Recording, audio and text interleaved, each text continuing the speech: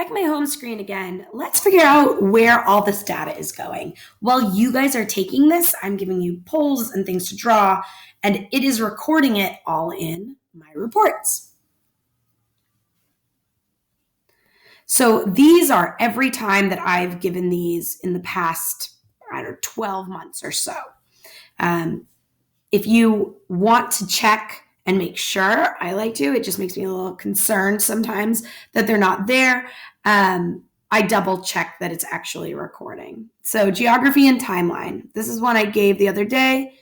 You're going to click on that and see where students are at. It tells you how many students took it, the session time and date. If you've given it more than once, like this one, it will tell you the session time and date of those. I gave it once, and then my co-teacher gave it once to her kids while she was logged into my account. So let's see.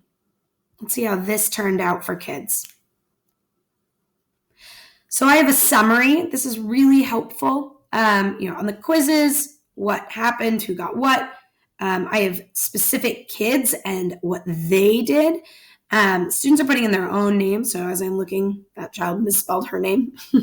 Her draw, it was 80%. Her quiz was 100.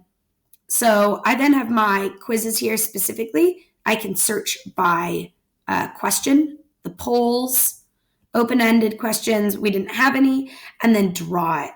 So if I go down to using the drawing and text tools, circle all of the houses on the map. How many houses are on the map? It will actually show me each individual student's drawing.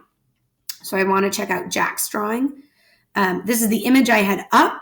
He then went and circled. He wrote 3, and then he wrote it in 3.